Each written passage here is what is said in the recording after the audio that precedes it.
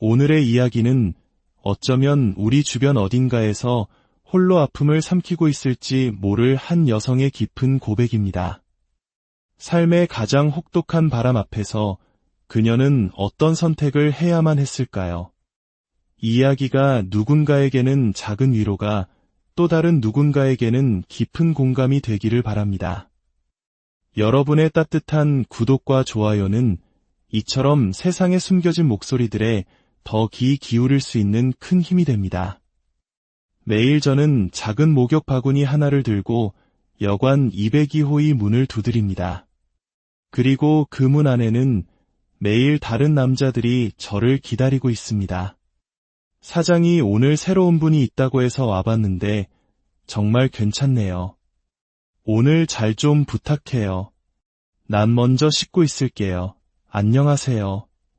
저는 서울의 한 작은 동네 여관에서 1시간에 5만 원을 받고 남자들의 외로움을 달래주는 일을 했던 최미희라고 합니다. 불과 3년 전까지만 해도 저는 남부럽지 않은 가정을 꾸린 평범한 가정주부였습니다. 그런데 어쩌다 이런 곳에서 이런 일을 하게 되었냐고요? 처음부터 이런 삶을 원했던 것은 결코 아닙니다. 모든 것은 지독한 가난, 바로 돈 때문이었습니다. 이런 제 자신이 너무나도 혐오스러워 스스로 목숨을 끊을까도 수없이 생각했지만 눈에 밟히는 제 딸자식 때문에 이를 악물고 버텨냈습니다. 그러던 어느 날 저는 손님으로 온 한 남자를 마주하고 제 인생에서 가장 큰 충격과 마주하게 되었습니다. 지금부터 제가 들려드릴 이야기는 너무나 부끄럽고 수치스러운 제 삶의 기록이지만 혹시 저와 비슷한 벼랑 끝에 서 계신 분들께 아주 작은 위안이라도 될 수 있을까 싶어 이렇게 용기를 내어봅니다. 제 이야기는 3년 전으로 거슬러 올라갑니다. 그때까지만 해도 저는 정말 평범하고 행복한 가정을 꾸리고 있었습니다. 남편은 작은 중소기업을 운영했고 저는 집에서 예동딸 주아를 살뜰히 챙기며 살아가는 전업주부였죠. 제 남편은 세상 누구보다 성실하고 착한 사람이었습니다.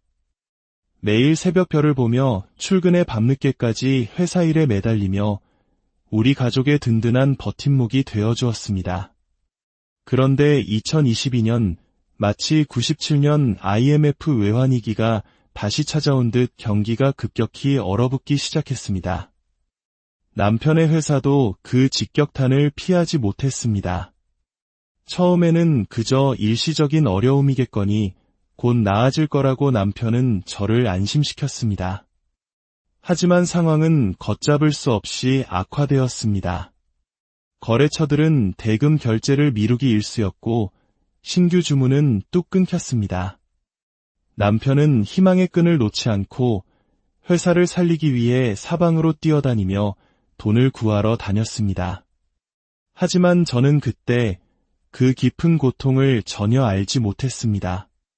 남편은 제게 걱정 한 줌 끼치고 싶지 않다며 모든 짐을 혼자 짊어지고 있었던 겁니다. 가끔 남편의 얼굴에 짙은 그늘이 드리워질 때가 있었지만 그저 회사 일이 고되어 그런가 보다 대수롭지 않게 넘겼습니다. 남편은 제게 늘 괜찮아, 여보, 곧 다 좋아질 거야 라고 말하며 웃어 보였습니다. 그러던 어느 날 아침이었습니다. 남편은 평소보다 이른 시간에 집을 나서며 제게 말했습니다. 미희야, 나 오늘 아주 중요한 거래처 미팅이 있어. 늦을 수도 있으니까 기다리지 말고 먼저 자. 그것이 제가 들은 남편의 마지막 목소리였습니다. 그날 밤 남편은 돌아오지 않았습니다. 새벽 2시가 넘은 시각, 싸늘한 전화벨 소리가 정적을 갈랐습니다. 경찰서였습니다. 남편이 한강에서 발견되었다는 소식이었습니다. 그 순간 제 세상은 산산조각 나 무너져 내렸습니다. 믿을 수가 없었습니다. 어떻게 그런 일이 제 남편에게 일어날 수 있는지. 장례를 모두 치르고 나서야 저는 남편이 얼마나 거대한 고통의 무게를 홀로 견뎌왔는지 알게 되었습니다. 회사는 이미 몇 달 전부터 직원들 월급조차 제대로 주지 못하는 상황이었고 사방에서 끌어다 쓴 빚이 수억 원에 달했습니다. 우리가 살던 집은 담보로 잡혀 있었고 온갖 민영사상 소송까지 걸려 있었습니다. 남편이 세상을 떠나자마자 빚쟁이들이 매일같이 집 앞으로 몰려왔습니다. 결국 집을 내놓아야 했고 남편 명의로 된 모든 재산은 압류되었습니다. 은행 통장에 있던 푼돈과 적금, 심지어 사망보험금까지도 모두 빚을 갚는 데 쓰였습니다. 하루아침에 저와 제 딸은 빈털터리가 되어 길 위에 나앉게 되었습니다. 딸 주아는 그 무렵 대학을 막 졸업하고 작은 회사에 입사한 지 얼마 안 된 사회초년생이었습니다. 월급은 많지 않았지만 제 힘으로 살아가겠다며 열심히 일하고 있었죠. 그리고 회사에서 만난 남자친구와 결혼을 약속하고 몇 달 뒤로 시까지 잡아놓은 상황이었습니다. 저 역시 한때는 남편을 따라가야겠다고 생각했습니다. 그 사람이 그렇게 혼자 고생하다 먼저 갔는데 저 혼자 이 모진 세상을 어떻게 살아갈 수 있을까 싶었습니다. 하지만 제 딸 주아를 보며 마음을 고쳐먹었습니다. 이 아이만큼은 무슨 일이 있어도 행복하게 결혼시켜 세상으로 내보내야겠다고 다짐했습니다. 그것이 제가 남편에게 해줄 수 있는 마지막 도리라고 생각했습니다. 하지만 모든 것의 발목을 잡는 것은 역시 돈이었습니다. 결혼 준비에는 생각보다 훨씬 큰 돈이 들어갔습니다.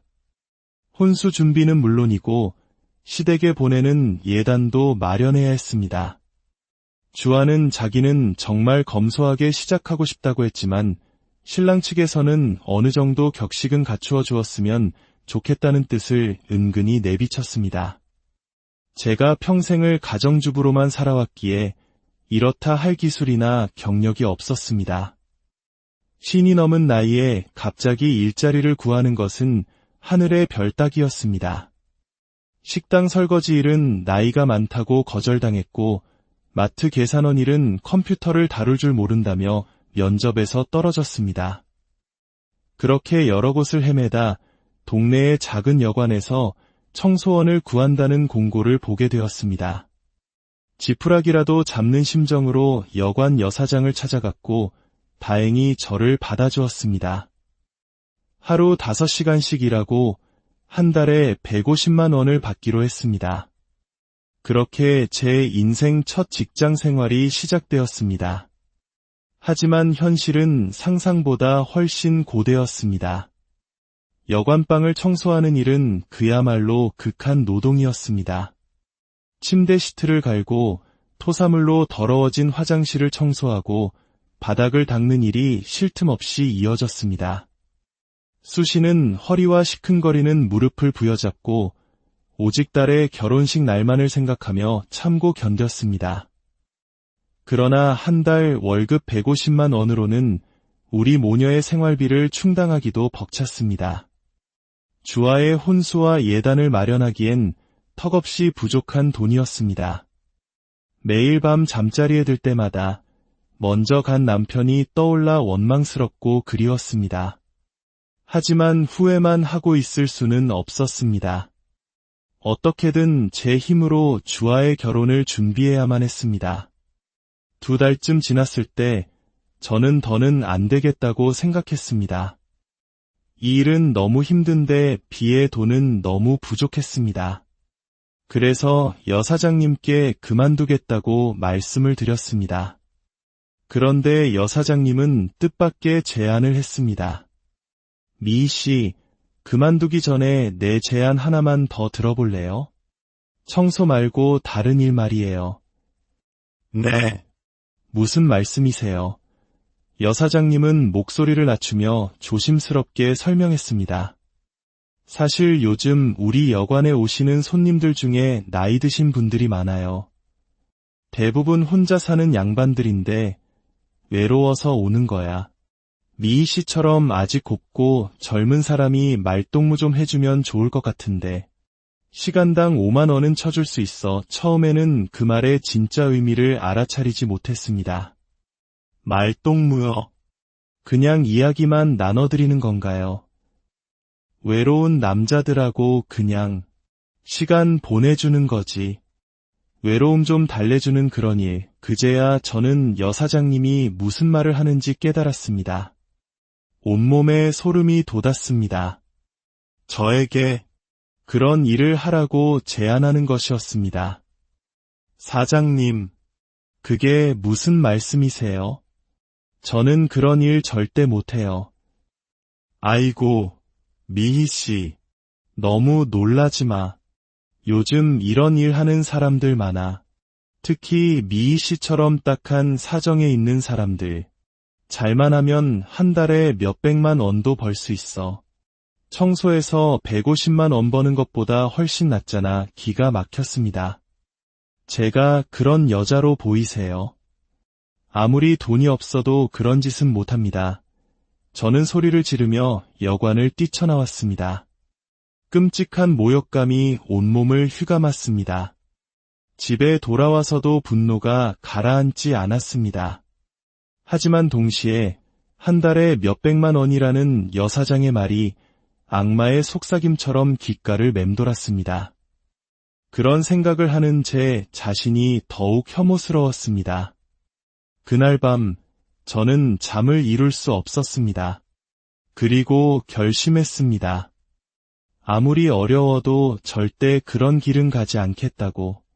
다음 날부터 다시 일자리를 찾아 나섰습니다. 신문과 인터넷을 샅샅이 뒤져 동네의 작은 화장품 포장 공장에 일자리를 구했습니다. 월급은 230만 원. 여관 청소보다는 나은 조건이었습니다. 공장 일은 고되었습니다. 아침 8시부터 저녁 6시까지 점심시간을 제외하고는 꼬박 서서 단순 작업을 반복해야 했습니다. 다리가 퉁퉁 붓고 어깨가 끊어질 듯 아팠지만 여관에서의 그 충격적인 제안을 떠올리면 이 정도 고통은 견딜만 했습니다. 그런데 한 달쯤 지났을 때 공장에 새로운 공장장님이 부임해 왔습니다. 첫인사를 나누던 순간 저는 그 사람이 어딘가 낯이 익다는 느낌을 받았습니다. 그 역시 저를 유심히 쳐다보는 듯했습니다. 며칠 후 그가 제게 다가와 물었습니다. 혹시 최미애 씨 아니에요? 국민학교 때 삼성국민학교 다니지 않았어요. 그 순간 제 머릿속에 흐릿한 기억 하나가 스쳐 지나갔습니다. 어떻게 아셨어요? 누구신지? 그는 환하게 웃으며 대답했습니다. 나 이대식이야. 6학년 때 우리 같은 반이었잖아. 대식이 정말 까맣게 잊고 있던 이름이었습니다. 이런 곳에서 초등학교 동창을, 그것도 공장장과 말단 직원으로 마주치다니. 반가움보다는 부끄러움이 앞섰습니다. 그날 이후 대식 씨는 종종 제게 다가와 안부를 물었습니다. 처음에는 그저 오랜 동창에 대한 관심이려니 생각했습니다. 하지만 시간이 지날수록 그의 시선과 행동에서 다른 의미가 느껴졌습니다. 퇴근길에 차를 태워주겠다고 하기도 하고 식사를 같이 하자는 제안도 했습니다. 처음에는 부담스러워 거절했지만 그의 끈질긴 제안에 결국 저녁 식사를 함께하게 되었습니다. 공장 근처 작은 고깃집에서 삼겹살에 소주를 한잔하며 어색하게 옛 이야기를 나누었습니다. 술이 몇 잔 들어가자 대식 씨가 진지한 표정으로 말했습니다. 미희야, 사실 나 국민학교 때부터 너 좋아했어. 그때 용기가 없어서 고백도 못했지. 40년도 더 지난 이야기였습니다. 저는 당황해서 웃어넘기려 했습니다. 대시가 우리 나이가 몇인데 그런 소리래. 아니, 진심이야. 남편 먼저 보내고 많이 힘들었을 텐데 이제라도 내가 내 옆에서 힘이 되어주고 싶어 그의 고백은 고맙기보다 부담스러웠습니다. 남편이 떠난 지 겨우 3년, 저는 다른 남자를 만날 마음의 여유가 없었습니다. 무엇보다 제 처지가 너무나 비참했습니다. 딸 결혼 준비 때문에 하루하루가 전쟁 같은데 연애는 사치였습니다. 대시가 마음은 정말 고맙지만 지금은 그럴 여유가 없어. 그냥 좋은 친구로 지내면 안 될까? 그럼 내가 도와줄게. 딸 결혼 준비도 내가 돕고 내가 이렇게 힘들게 공장에서 일하지 않게 해줄게. 내가 공장장이니까 월급도 더 올려줄 수 있고 그런 식의 도움은 받고 싶지 않았습니다. 하지만 대식 씨는 포기하지 않았습니다. 그날 밤 그는 술기운을 빌려 제 손을 덥석 잡으며 말했습니다. 미희야, 오늘 밤 나와 함께 있어주면 안 될까? 그 순간 저는 세상이 무너지는 듯한 충격을 받았습니다. 여관 여사장의 제안과 겹쳐지며 끔찍한 모멸감이 밀려왔습니다. 남편 없는 여자라고, 공장에서 일하는 가난한 여자라고 나를 이렇게 쉽게 보는 것인가. 저는 분노에 차자리에서 일어났습니다. 다시는 이런 말 하지 마. 택시를 타고 집으로 돌아오는 내내 눈물이 쏟아졌습니다.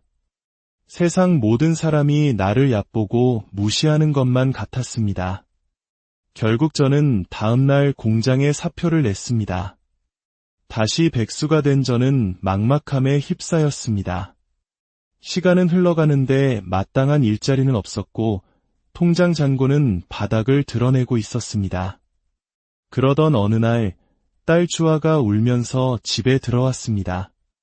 예비 시어머니가 혼수 리스트를 건네며 준비가 왜 이렇게 더디냐고, 혹시 집안 사정이 어려운 것이냐고 물어봤다는 것이었습니다. 그 말을 듣는 순간 제 가슴은 갈기갈기 찢어지는 것 같았습니다. 내 딸이 내 무능함 때문에 그런 수모를 겪어야 하다니. 더 이상 물러설 곳이 없었습니다. 어떤 일이라도 해야 했습니다.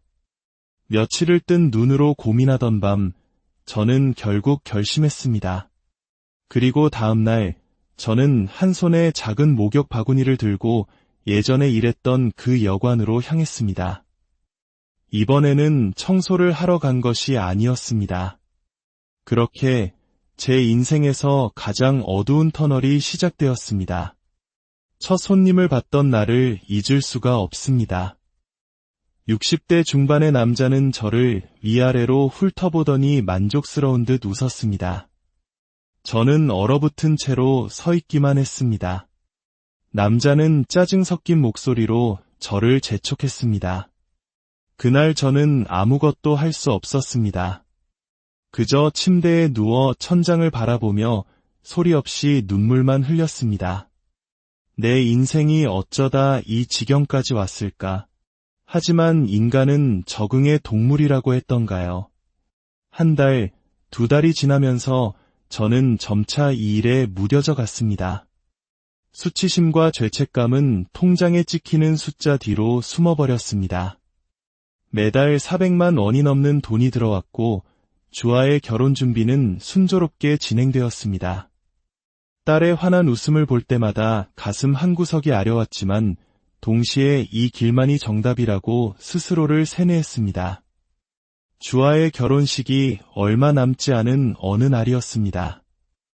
그날도 저는 평소처럼 사장님의 호출을 받고 202호의 문을 두드렸습니다.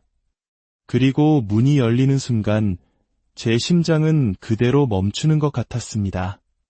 그곳에는 화장품 공장에서 만났던 동창 이대식 씨가 서 있었습니다.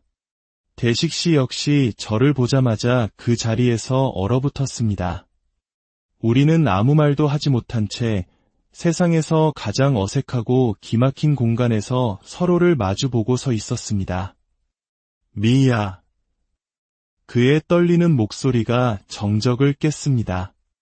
저는 너무나 부끄럽고 창피해서 쥐구멍에라도 숨고 싶었습니다. 황급히 돌아서려는데 대식 씨가 제 손목을 붙잡았습니다. 미희야, 잠깐만. 얘기 좀 하자. 그의 목소리에는 간절함이 묻어 있었습니다. 저는 마지못해 방 안으로 다시 들어섰지만 고개를 들 수가 없었습니다. 눈물이 뺨을 타고 흘러내렸습니다. 대식아, 정말 미안해. 내가 이런 모습이라서 정말 부끄럽다. 대식 씨는 제 옆에 조용히 앉으며 말했습니다. 울지 마, 미희야. 내가 뭐라고 할 입장이 아니야. 나도 이런 곳에 온 거잖아. 그날 우리는 1시간 동안 아무 일도 하지 않고 그저 서로의 상처와 아픔에 대해 이야기했습니다. 이혼 후 5년간 홀로 지내며 느꼈던 지독한 외로움에 대해 털어놓는 대식 씨의 모습에서 저는 낯선 동질감을 느꼈습니다. 시간이 다 되자 그는 제 손에 5만 원을 쥐어주며 말했습니다. 이런 식으로라도 널 다시 볼 수 있어서 기분이 복잡하지만 그래도 반가웠어. 그리고 이틀 후 대식 씨는 다시 202호를 찾아왔습니다. 그날 이후로 그는 꾸준히 저를 찾아왔습니다. 우리는 매번 손님과 여관 직원으로 만났지만 단 한 번도 그 선을 넘지 않았습니다. 그저 1시간 동안 서로의 외로움을 나누고 아픔을 위로하고 살아가는 이야기를 나누는 기묘한 관계를 이어갔습니다. 그는 제게 진심으로 말했습니다. 미희야, 이런 일 그만둬. 내가 다 도와줄게. 하지만 저는 그의 도움을 받을 수 없었습니다. 세상에서 가장 기막히고 서글픈 재회는 그렇게 가장 어둡고 후미진 곳에서 시작되었습니다. 삶의 무게에 짓눌린 두 중년의 영혼은 과연 어떤 운명을 맞이하게 될까요? 오늘의 이야기는 어쩌면 우리 주변 어딘가에서 홀로 아픔을 삼키고 있을지 모를 한 여성의 깊은 고백입니다. 삶의 가장 혹독한 바람 앞에서 그녀는 어떤 선택을 해야만 했을까요? 이 이야기가 누군가에게는 작은 위로가 또 다른 누군가에게는 깊은 공감이 되기를 바랍니다. 여러분의 따뜻한 구독과 좋아요는 이처럼 세상에 숨겨진 목소리들에 더 귀 기울일 수 있는 큰 힘이 됩니다. 매일 저는 작은 목욕 바구니 하나를 들고 여관 202호의 문을 두드립니다. 그리고 그 문 안에는 매일 다른 남자들이 저를 기다리고 있습니다. 사장이 오늘 새로운 분이 있다고 해서 와봤는데 정말 괜찮네요. 오늘 잘 좀 부탁해요. 난 먼저 씻고 있을게요. 안녕하세요. 저는 서울의 한 작은 동네 여관에서 1시간에 5만 원을 받고 남자들의 외로움을 달래주는 일을 했던 최미희라고 합니다. 불과 3년 전까지만 해도 저는 남부럽지 않은 가정을 꾸린 평범한 가정주부였습니다. 그런데 어쩌다 이런 곳에서 이런 일을 하게 되었냐고요? 처음부터 이런 삶을 원했던 것은 결코 아닙니다. 모든 것은 지독한 가난, 바로 돈 때문이었습니다. 이런 제 자신이 너무나도 혐오스러워 스스로 목숨을 끊을까도 수없이 생각했지만 눈에 밟히는 제 딸자식 때문에 이를 악물고 버텨냈습니다. 그러던 어느 날 저는 손님으로 온 한 남자를 마주하고 제 인생에서 가장 큰 충격과 마주하게 되었습니다. 지금부터 제가 들려드릴 이야기는 너무나 부끄럽고 수치스러운 제 삶의 기록이지만 혹시 저와 비슷한 벼랑 끝에 서 계신 분들께 아주 작은 위안이라도 될 수 있을까 싶어 이렇게 용기를 내어봅니다. 제 이야기는 3년 전으로 거슬러 올라갑니다. 그때까지만 해도 저는 정말 평범하고 행복한 가정을 꾸리고 있었습니다. 남편은 작은 중소기업을 운영했고 저는 집에서 예동딸 주아를 살뜰히 챙기며 살아가는 전업주부였죠. 제 남편은 세상 누구보다 성실하고 착한 사람이었습니다. 매일 새벽별을 보며 출근해 밤늦게까지 회사 일에 매달리며 우리 가족의 든든한 버팀목이 되어주었습니다. 그런데 2022년 마치 97년 IMF 외환위기가 다시 찾아온 듯 경기가 급격히 얼어붙기 시작했습니다. 남편의 회사도 그 직격탄을 피하지 못했습니다. 처음에는 그저 일시적인 어려움이겠거니 곧 나아질 거라고 남편은 저를 안심시켰습니다. 하지만 상황은 걷잡을 수 없이 악화되었습니다. 거래처들은 대금 결제를 미루기 일쑤였고 신규 주문은 뚝 끊겼습니다. 남편은 희망의 끈을 놓지 않고 회사를 살리기 위해 사방으로 뛰어다니며 돈을 구하러 다녔습니다. 하지만 저는 그때 그 깊은 고통을 전혀 알지 못했습니다. 남편은 제게 걱정 한 줌 끼치고 싶지 않다며 모든 짐을 혼자 짊어지고 있었던 겁니다. 가끔 남편의 얼굴에 짙은 그늘이 드리워질 때가 있었지만 그저 회사 일이 고되어 그런가 보다 대수롭지 않게 넘겼습니다. 남편은 제게 늘 괜찮아, 여보, 곧 다 좋아질 거야 라고 말하며 웃어 보였습니다. 그러던 어느 날 아침이었습니다. 남편은 평소보다 이른 시간에 집을 나서며 제게 말했습니다. 미희야, 나 오늘 아주 중요한 거래처 미팅이 있어. 늦을 수도 있으니까 기다리지 말고 먼저 자. 그것이 제가 들은 남편의 마지막 목소리였습니다. 그날 밤 남편은 돌아오지 않았습니다. 새벽 2시가 넘은 시각, 싸늘한 전화벨 소리가 정적을 갈랐습니다. 경찰서였습니다. 남편이 한강에서 발견되었다는 소식이었습니다. 그 순간 제 세상은 산산조각 나 무너져 내렸습니다. 믿을 수가 없었습니다. 어떻게 그런 일이 제 남편에게 일어날 수 있는지.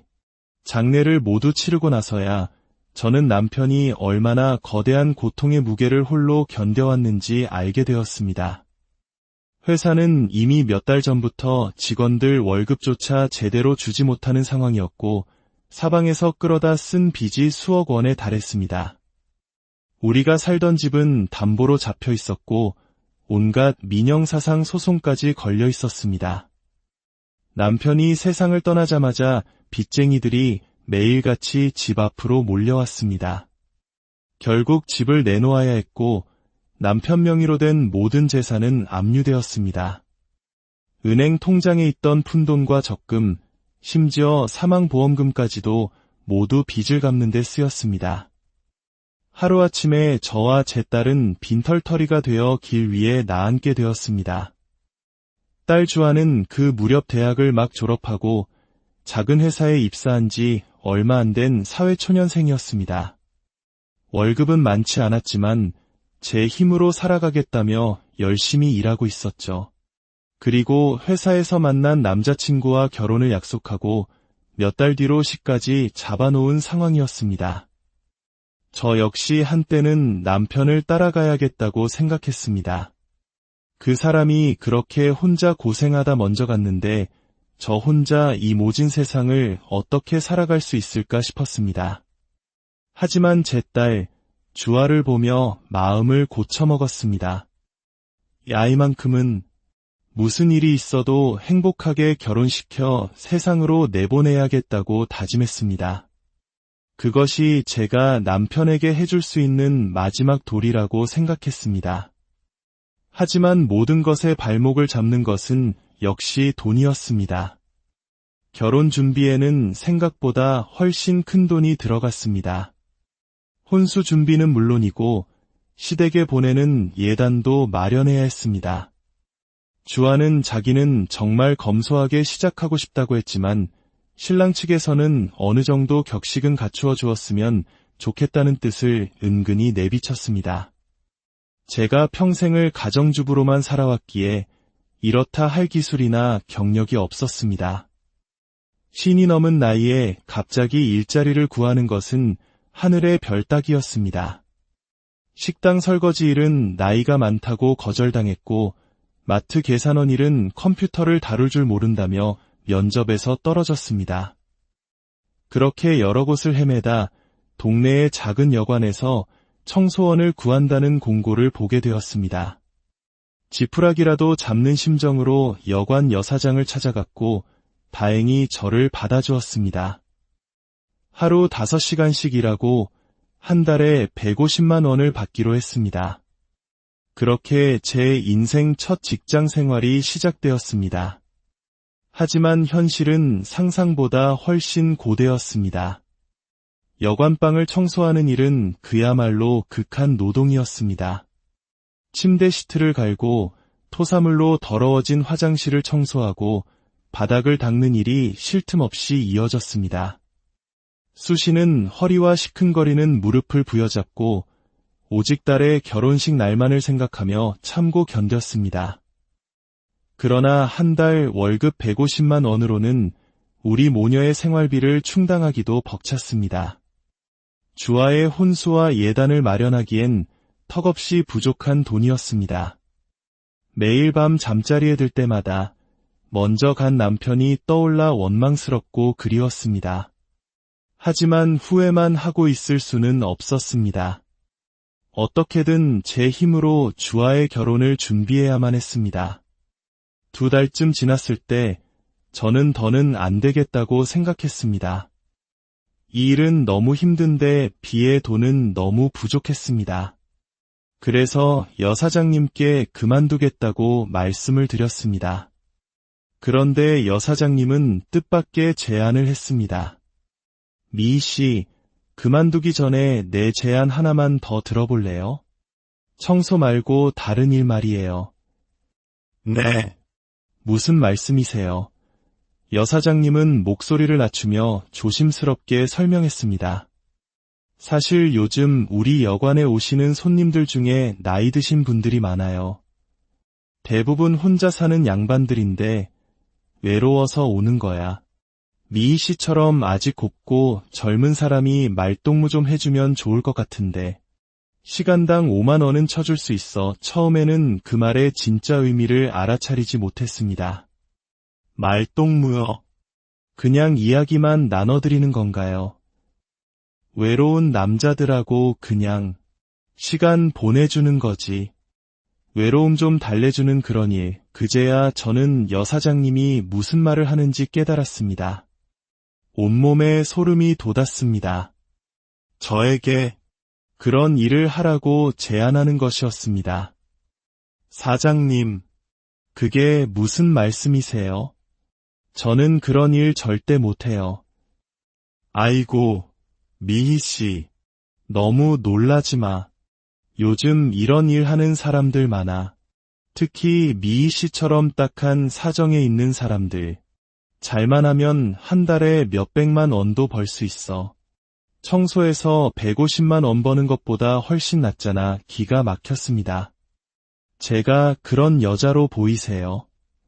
아무리 돈이 없어도 그런 짓은 못합니다. 저는 소리를 지르며 여관을 뛰쳐나왔습니다. 끔찍한 모욕감이 온몸을 휘감았습니다. 집에 돌아와서도 분노가 가라앉지 않았습니다. 하지만 동시에 한 달에 몇백만 원이라는 여사장의 말이 악마의 속삭임처럼 귓가를 맴돌았습니다. 그런 생각을 하는 제 자신이 더욱 혐오스러웠습니다. 그날 밤 저는 잠을 이룰 수 없었습니다. 그리고 결심했습니다. 아무리 어려워도 절대 그런 길은 가지 않겠다고. 다음 날부터 다시 일자리를 찾아 나섰습니다. 신문과 인터넷을 샅샅이 뒤져 동네의 작은 화장품 포장 공장에 일자리를 구했습니다. 월급은 230만 원. 여관 청소보다는 나은 조건이었습니다. 공장 일은 고되었습니다. 아침 8시부터 저녁 6시까지 점심시간을 제외하고는 꼬박 서서 단순 작업을 반복해야 했습니다. 다리가 퉁퉁 붓고 어깨가 끊어질 듯 아팠지만 여관에서의 그 충격적인 제안을 떠올리면 이 정도 고통은 견딜만 했습니다. 그런데 한 달쯤 지났을 때 공장에 새로운 공장장님이 부임해 왔습니다. 첫인사를 나누던 순간 저는 그 사람이 어딘가 낯이 익다는 느낌을 받았습니다. 그 역시 저를 유심히 쳐다보는 듯했습니다. 며칠 후 그가 제게 다가와 물었습니다. 혹시 최미애 씨 아니에요? 국민학교 때 삼성국민학교 다니지 않았어요. 그 순간 제 머릿속에 흐릿한 기억 하나가 스쳐 지나갔습니다. 어떻게 아셨어요? 누구신지? 그는 환하게 웃으며 대답했습니다. 나 이대식이야. 6학년 때 우리 같은 반이었잖아. 대식이 정말 까맣게 잊고 있던 이름이었습니다. 이런 곳에서 초등학교 동창을, 그것도 공장장과 말단 직원으로 마주치다니.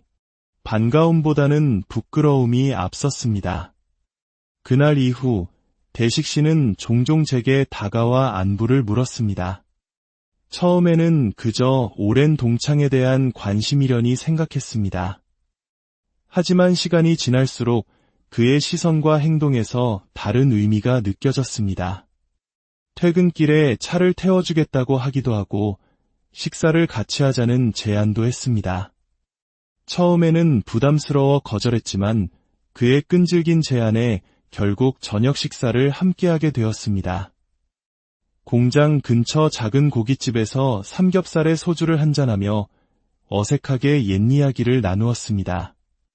술이 몇 잔 들어가자 대식 씨가 진지한 표정으로 말했습니다. 미희야, 사실 나 국민학교 때부터 너 좋아했어. 그때 용기가 없어서 고백도 못했지. 40년도 더 지난 이야기였습니다. 저는 당황해서 웃어넘기려 했습니다. 대시가 우리 나이가 몇인데 그런 소리래. 아니, 진심이야. 남편 먼저 보내고 많이 힘들었을 텐데 이제라도 내가 내 옆에서 힘이 되어주고 싶어. 그의 고백은 고맙기보다 부담스러웠습니다. 남편이 떠난 지 겨우 3년, 저는 다른 남자를 만날 마음의 여유가 없었습니다. 무엇보다 제 처지가 너무나 비참했습니다.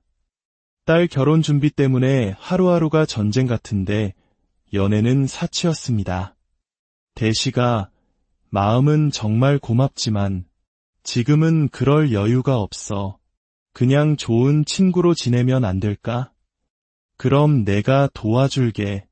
딸 결혼 준비도 내가 돕고 미희 내가 이렇게 힘들게 공장에서 일하지 않게 해줄게.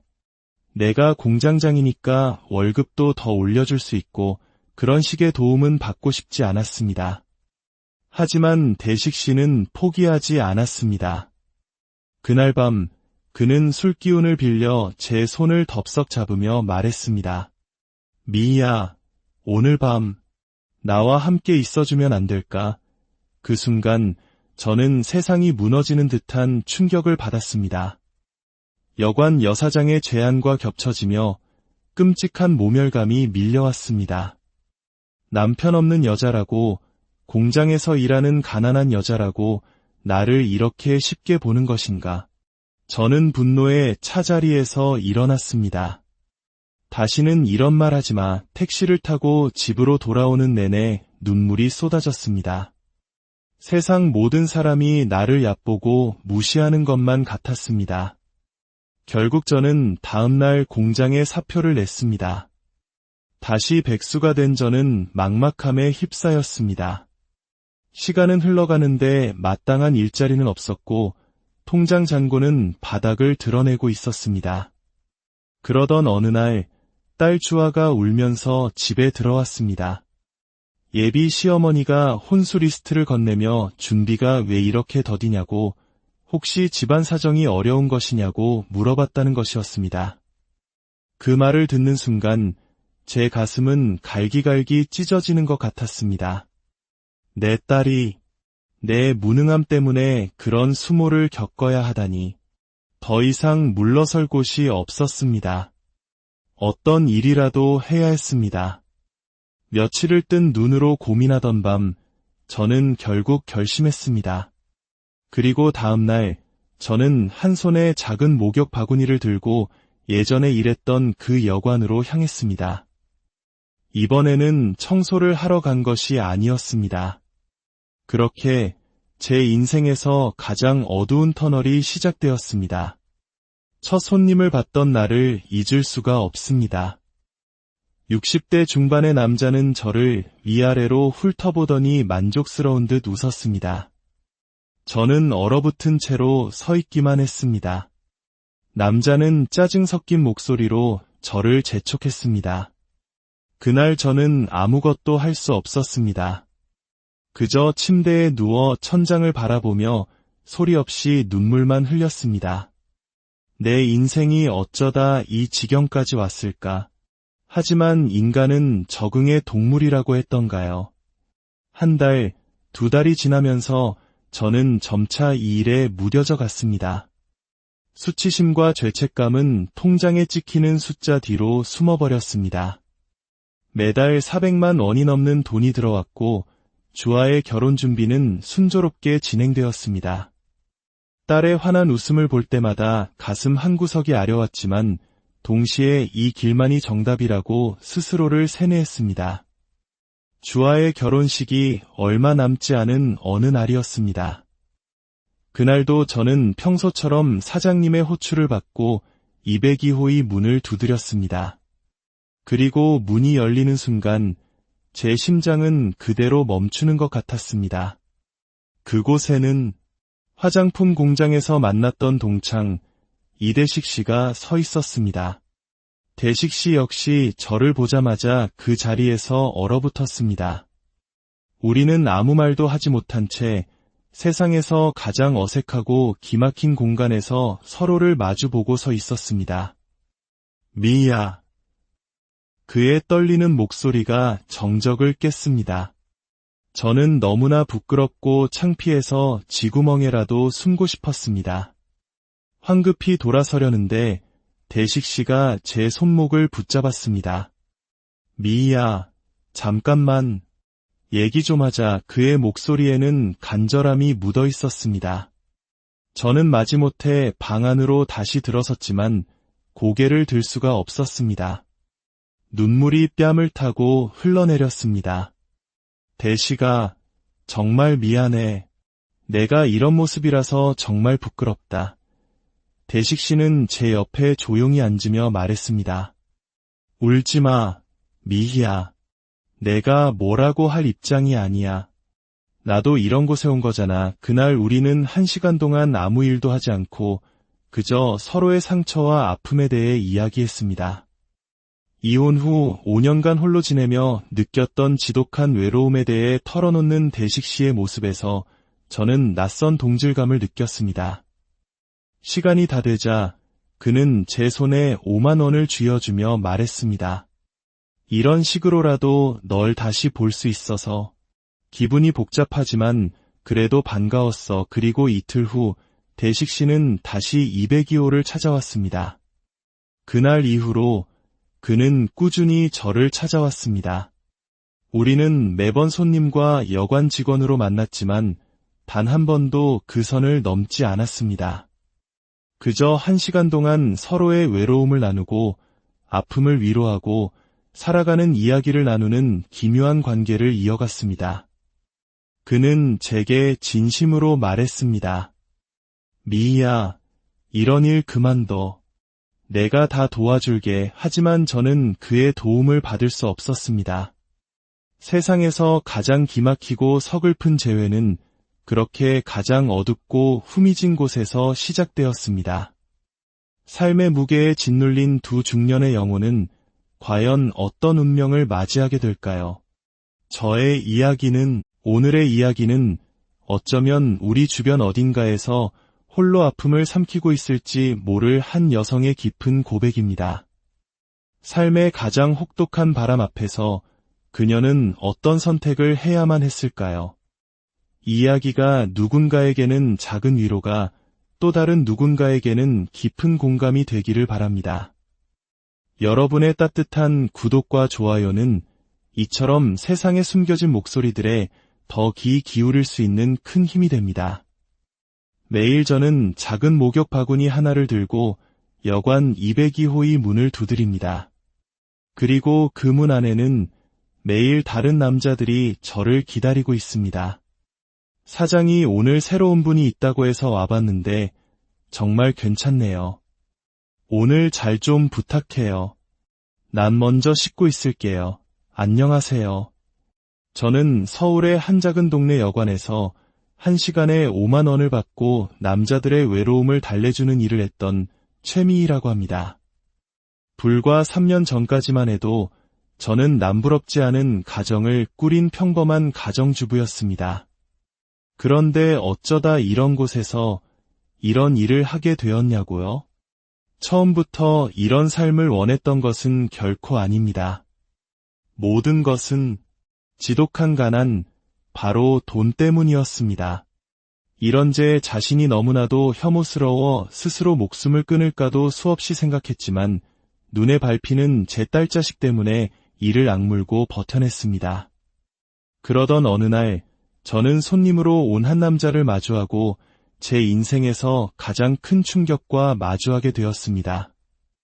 지금부터 제가 들려드릴 이야기는 너무나 부끄럽고 수치스러운 제 삶의 기록이지만 혹시 저와 비슷한 벼랑 끝에 서 계신 분들께 아주 작은 위안이라도 될 수 있을까 싶어 이렇게 용기를 내어봅니다. 제 이야기는 3년 전으로 거슬러 올라갑니다. 그때까지만 해도 저는 정말 평범하고 행복한 가정을 꾸리고 있었습니다. 남편은 작은 중소기업을 운영했고 저는 집에서 예동딸 주아를 살뜰히 챙기며 살아가는 전업주부였죠. 제 남편은 세상 누구보다 성실하고 착한 사람이었습니다. 매일 새벽별을 보며 출근해 밤늦게까지 회사 일에 매달리며 우리 가족의 든든한 버팀목이 되어주었습니다. 그런데 2022년 마치 97년 IMF 외환위기가 다시 찾아온 듯 경기가 급격히 얼어붙기 시작했습니다. 남편의 회사도 그 직격탄을 피하지 못했습니다. 처음에는 그저 일시적인 어려움이겠거니 곧 나아질 거라고 남편은 저를 안심시켰습니다. 하지만 상황은 걷잡을 수 없이 악화되었습니다. 거래처들은 대금 결제를 미루기 일쑤였고 신규 주문은 뚝 끊겼습니다. 남편은 희망의 끈을 놓지 않고 회사를 살리기 위해 사방으로 뛰어다니며 돈을 구하러 다녔습니다. 하지만 저는 그때 그 깊은 고통을 전혀 알지 못했습니다. 남편은 제게 걱정 한 줌 끼치고 싶지 않다며 모든 짐을 혼자 짊어지고 있었던 겁니다. 가끔 남편의 얼굴에 짙은 그늘이 드리워질 때가 있었지만 그저 회사 일이 고되어 그런가 보다 대수롭지 않게 넘겼습니다. 남편은 제게 늘 괜찮아, 여보, 곧 다 좋아질 거야 라고 말하며 웃어 보였습니다. 그러던 어느 날 아침이었습니다. 남편은 평소보다 이른 시간에 집을 나서며 제게 말했습니다. 미희야, 나 오늘 아주 중요한 거래처 미팅이 있어. 늦을 수도 있으니까 기다리지 말고 먼저 자. 그것이 제가 들은 남편의 마지막 목소리였습니다. 그날 밤 남편은 돌아오지 않았습니다. 새벽 2시가 넘은 시각, 싸늘한 전화벨 소리가 정적을 갈랐습니다. 경찰서였습니다. 남편이 한강에서 발견되었다는 소식이었습니다. 그 순간 제 세상은 산산조각 나 무너져 내렸습니다. 믿을 수가 없었습니다. 어떻게 그런 일이 제 남편에게 일어날 수 있는지. 장례를 모두 치르고 나서야 저는 남편이 얼마나 거대한 고통의 무게를 홀로 견뎌왔는지 알게 되었습니다. 회사는 이미 몇 달 전부터 직원들 월급조차 제대로 주지 못하는 상황이었고 사방에서 끌어다 쓴 빚이 수억 원에 달했습니다. 우리가 살던 집은 담보로 잡혀 있었고 온갖 민영사상 소송까지 걸려 있었습니다. 남편이 세상을 떠나자마자 빚쟁이들이 매일같이 집 앞으로 몰려왔습니다. 결국 집을 내놓아야 했고 남편 명의로 된 모든 재산은 압류되었습니다. 은행 통장에 있던 푼돈과 적금, 심지어 사망보험금까지도 모두 빚을 갚는 데 쓰였습니다. 하루아침에 저와 제 딸은 빈털터리가 되어 길 위에 나앉게 되었습니다. 딸 주아는 그 무렵 대학을 막 졸업하고 작은 회사에 입사한 지 얼마 안 된 사회초년생이었습니다. 월급은 많지 않았지만 제 힘으로 살아가겠다며 열심히 일하고 있었죠. 그리고 회사에서 만난 남자친구와 결혼을 약속하고 몇 달 뒤로 시까지 잡아놓은 상황이었습니다. 저 역시 한때는 남편을 따라가야겠다고 생각했습니다. 그 사람이 그렇게 혼자 고생하다 먼저 갔는데 저 혼자 이 모진 세상을 어떻게 살아갈 수 있을까 싶었습니다. 하지만 제 딸 주아를 보며 마음을 고쳐먹었습니다. 이 아이만큼은 무슨 일이 있어도 행복하게 결혼시켜 세상으로 내보내야겠다고 다짐했습니다. 그것이 제가 남편에게 해줄 수 있는 마지막 도리라고 생각했습니다. 하지만 모든 것의 발목을 잡는 것은 역시 돈이었습니다. 결혼 준비에는 생각보다 훨씬 큰 돈이 들어갔습니다. 혼수 준비는 물론이고 시댁에 보내는 예단도 마련해야 했습니다. 주아는 자기는 정말 검소하게 시작하고 싶다고 했지만 신랑 측에서는 어느 정도 격식은 갖추어 주었으면 좋겠다는 뜻을 은근히 내비쳤습니다. 제가 평생을 가정주부로만 살아왔기에 이렇다 할 기술이나 경력이 없었습니다.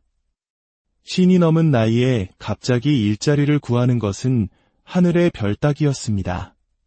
식당 설거지 일은 나이가 많다고 거절당했고 마트 계산원 일은 컴퓨터를 다룰 줄 모른다며 면접에서 떨어졌습니다. 그렇게 여러 곳을 헤매다 동네의 작은 여관에서 청소원을 구한다는 공고를 보게 되었습니다.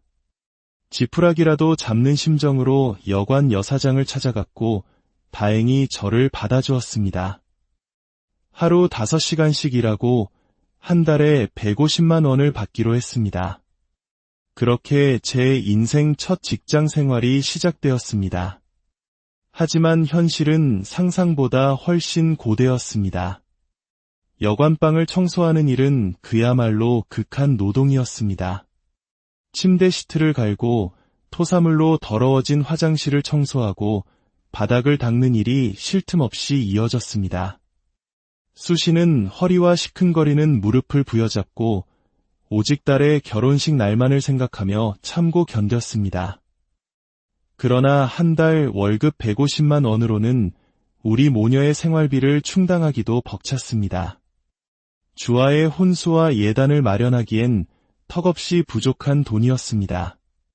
매일 밤 잠자리에 들 때마다 먼저 간 남편이 떠올라 원망스럽고 그리웠습니다. 하지만 후회만 하고 있을 수는 없었습니다. 어떻게든 제 힘으로 주아의 결혼을 준비해야만 했습니다.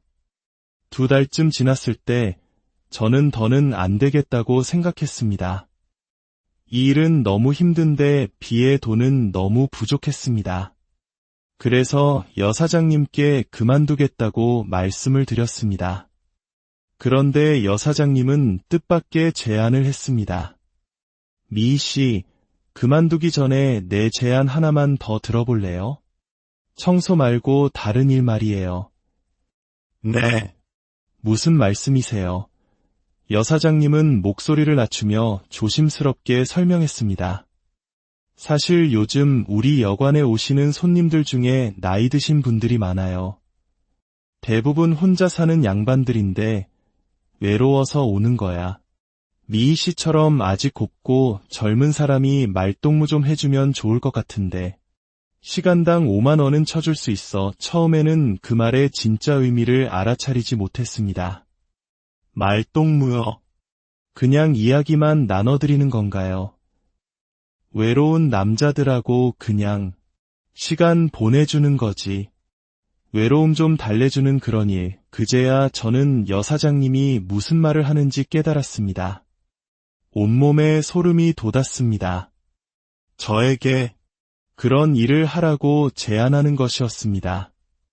사장님, 그게 무슨 말씀이세요? 저는 그런 일 절대 못해요. 아이고, 미희 씨. 너무 놀라지 마. 요즘 이런 일 하는 사람들 많아. 특히 미희 씨처럼 딱한 사정에 있는 사람들. 잘만 하면 한 달에 몇백만 원도 벌 수 있어. 청소해서 150만 원 버는 것보다 훨씬 낫잖아. 기가 막혔습니다. 제가 그런 여자로 보이세요? 아무리 돈이 없어도 그런 짓은 못합니다. 저는 소리를 지르며 여관을 뛰쳐나왔습니다. 끔찍한 모욕감이 온몸을 휘감았습니다. 집에 돌아와서도 분노가 가라앉지 않았습니다. 하지만 동시에 한 달에 몇백만 원이라는 여사장의 말이 악마의 속삭임처럼 귓가를 맴돌았습니다. 그런 생각을 하는 제 자신이 더욱 혐오스러웠습니다. 그날 밤 저는 잠을 이룰 수 없었습니다. 그리고 결심했습니다. 아무리 어려워도 절대 그런 길은 가지 않겠다고. 다음 날부터 다시 일자리를 찾아 나섰습니다. 신문과 인터넷을 샅샅이 뒤져 동네의 작은 화장품 포장 공장에 일자리를 구했습니다. 월급은 230만 원. 여관 청소보다는 나은 조건이었습니다. 공장 일은 고되었습니다. 아침 8시부터 저녁 6시까지 점심시간을 제외하고는 꼬박 서서 단순 작업을 반복해야 했습니다. 다리가 퉁퉁 붓고 어깨가 끊어질 듯 아팠지만 여관에서의 그 충격적인 제안을 떠올리면 이 정도 고통은 견딜만 했습니다. 그런데 한 달쯤 지났을 때 공장에 새로운 공장장님이 부임해 왔습니다. 첫인사를 나누던 순간 저는 그 사람이 어딘가 낯이 익다는 느낌을 받았습니다. 그 역시 저를 유심히 쳐다보는 듯했습니다. 며칠 후 그가 제게 다가와 물었습니다. 혹시 최미애 씨 아니에요? 국민학교 때 삼성국민학교 다니지 않았어요. 그 순간 제 머릿속에 흐릿한 기억 하나가 스쳐 지나갔습니다. 어떻게 아셨어요? 누구신지? 그는 환하게 웃으며 대답했습니다. 나 이대식이야. 6학년 때 우리 같은 반이었잖아. 대식이 정말 까맣게 잊고 있던 이름이었습니다. 이런 곳에서 초등학교 동창을, 그것도 공장장과 말단 직원으로 마주치다니. 반가움보다는 부끄러움이 앞섰습니다. 그날 이후 대식 씨는 종종 제게 다가와 안부를 물었습니다. 처음에는 그저 오랜 동창에 대한 관심이려니 생각했습니다. 하지만 시간이 지날수록 그의 시선과 행동에서 다른 의미가 느껴졌습니다. 퇴근길에 차를 태워주겠다고 하기도 하고 식사를 같이 하자는 제안도 했습니다. 처음에는 부담스러워 거절했지만 그의 끈질긴 제안에 결국 저녁 식사를 함께하게 되었습니다. 공장 근처 작은 고깃집에서 삼겹살에 소주를 한잔하며 어색하게 옛 이야기를 나누었습니다. 술이 몇 잔 들어가자 대식 씨가 진지한 표정으로 말했습니다.